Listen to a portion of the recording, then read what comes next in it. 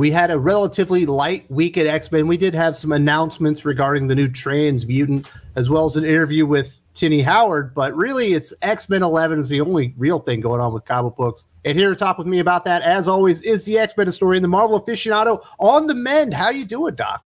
I am good. I'm finally able to get around again. I had was a little sore for about a week or so there. Well, it happens. I'm glad you're feeling better, and I'm glad that we could talk about this this comic book.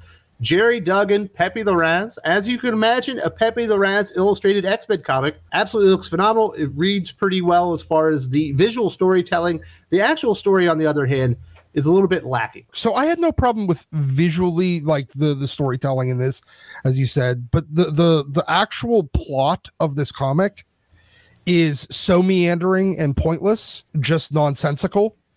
What this felt like was Jerry Duggan's attempt to remake Uncanny X-Men issue 244, which was the first appearance of Jubilee.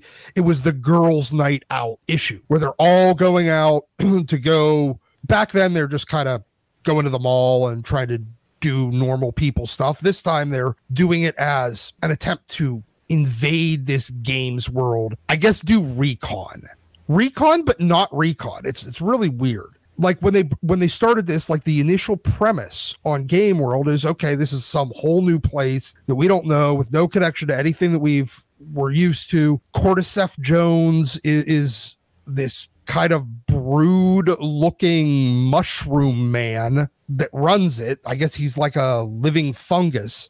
But then we start off with, it was created by Mojo, because it was a hostile takeover by Cordyceps Jones, infecting the investors of Game World with fungus and telling him he was going to kill them if they didn't sign over the world to him. So I guess that's how he came into control of Game World itself. And the Game World story about it is pretty heavy-handed. Apparently, Game World has shorted Earth, and that's why we're having alien invasions, because the market's got to drop and people want to collect I guess their investment in shorting the lifespan or the future of Earth. Plot wise, that was one of the most confusing parts of it, because it's like, this is supposed to be a casino world, yet at the same time it's the stock market.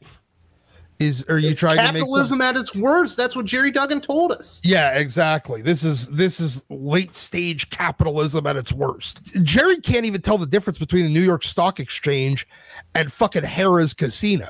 One has odds and the other is responses to markets. And like, he's conflating the two here and making this argument. And look, it's Jerry Duggan. He's fucking retarded. The idea that you place a bet and then you would go and try to make that outcome happen and the casino would be all in favor of it is a little bit silly. Well, it's a little bit beyond silly. I do not like that part of the story. And of course, we end up seeing Laura gets infected by the fungus. Well, we'll get to that because that's like the end part of the story.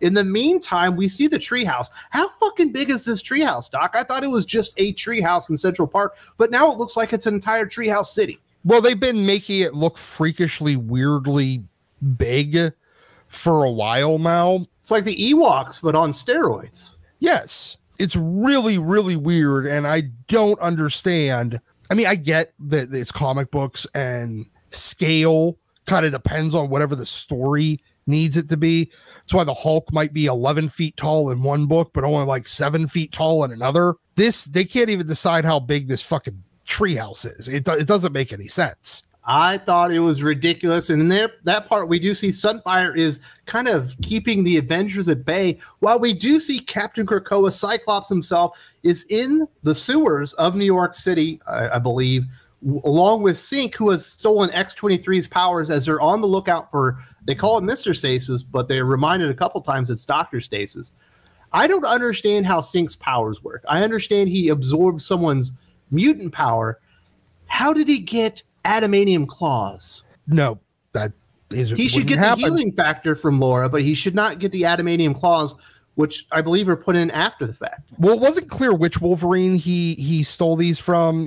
There are only 2 claws in his hand, so it's X-23. Okay, yeah, good point. He'll get the healing factor, and he might get bone claws. We've never figured out whether or not Laura has bone claws, but at best, he should have bone claws here, if any claws at all. as far as the way I understand Sync working, he should not have those adamantium claws, but who gives a shit? It's Jerry Duggan. He just makes stuff up as we go along. Well, that's the entire X office. They just make shit up. So, they run across, I guess they're searching the sewers, blah, blah, blah.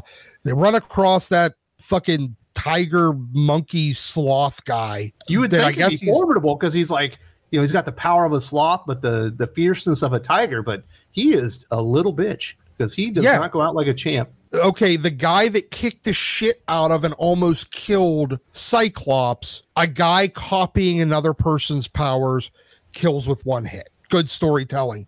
Definitely making me think that that's a formidable opponent. And all of a sudden, we've heard from Doctor Stasis before, and he was mysterious, and it was one of those things that Jerry Duggan introduced that was actually good. You're like, who the fuck is this character? I would like to learn who it is. And all of a sudden, or they catch up with Doctor Stasis, his cadence changes and his personality changes. Yeah. And it's very, very similar to another character, which we find out the reveal is, and he just changes who the character is, and then the big reveal is that it is, in fact, Mr. Sinister. Yeah, it's another Sinister clone, but instead of the diamond on his forehead, the red diamond, he's got a spade. He's got a spade on his forehead. Actually, he had clubs because he had clubs. Yeah. So this one was a club. There's also going to be a spade out there somewhere and a red heart. Fine, I guess, but those other Sinisters don't know who the X-Men are or have never met the X-Men. Honestly, at this point, I don't know what the fuck's going on. And honestly, I don't think I really care. I was just really disappointed because it felt like they were introducing a new villain. They've run out of villains because they turned them all into good guys. And it's like, okay, who's this Doctor Stasis? There's some mysteriousness to it. He's doing some interesting things. It feels like maybe this will be a formidable foe for the X-Men. Oh, it's Sinister again. Like, okay, I've heard the joke enough now. Can we do anything original or interesting with these characters? Like, what a massive disappointment. They've essentially been leading up to this for like a year now. Yeah, this is issue 11. So they have spent 11 issues now with this mystery of who the hell this new villain is, just to make it an old villain in disguise. And he's also the villain for Immortal X-Men because he's got all the clones of Moira X and he's changing time. And it's like, honestly, anytime Kieran Gillen ends up in the X office, they overuse and destroy Sinister a little more. So why the fuck not? You know what? Fuck it. Why the fuck not? I don't know. I was expecting something cool, and we definitely did not get anything cool. You know what was strange? When this version of Sinister sees these two X-Men, he acts like he doesn't recognize them. But before that, he says, "You don't have to call yourself Captain Krakoa. I know you're Cyclops." Exactly. None of this whole storyline, like these last 4 pages, this feels like Jordan White. It'll really blow their minds if we just make it an old villain in disguise, but slightly different, and he doesn't recognize them. Well, they could have done any old villain. Why'd they have to do a villain that we're seeing currently? It is like whatever. And then, as I mentioned earlier, we do get to see Laura. She's been infected with this fungus, which doesn't make sense because of Laura's power set. She's like the only mutant outside of actual Wolverine whose mutant ability would fight off the fungal infection and kind of save her. Wolverine has been infected by vampirism and by the Brood. His healing factor is designed to fight it off, and that's while simultaneously fighting off constant heavy metals exposure from his adamantium skeleton. It's a fungal infection, regardless of how hive mind and super genius level this fungal infection is. It's still nothing but a fungal infection. If their healing factors can fight off fucking vampirism and the Brood laying an egg in them, I guarantee it can fight off a mushroom. A lot of the stuff that Jerry Duggan is incorporating in here, he's not thinking about the characters. He's not thinking about their power sets. He's not thinking about what they're capable of. And that's why I think a lot of this personally falls short. It looks really good, and it's better than some of the other X-Men issues we have, but I don't personally recommend this one. I don't think it was very strong. Other than Pepe Larraz's art, there was really nothing all that redeeming about this issue, and it definitely did not do Jerry Duggan any favors when it comes to his reputation as a fucking incompetent fool. Well, there you go. You heard it from Doc Direct. Now, there was another piece of news that I mentioned earlier.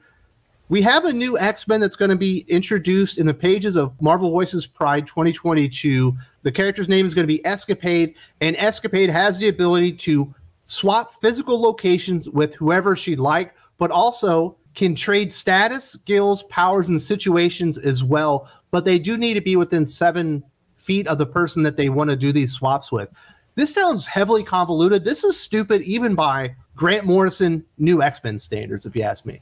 It really is. I mean, first of all, switching locations with somebody 7 feet away isn't exactly going to do you any fucking favors. But you can switch their status, Doc. Well, this is all this is just some more fucking Tini Howard influenced D&D role play tabletop board game bullshit. This is a splat.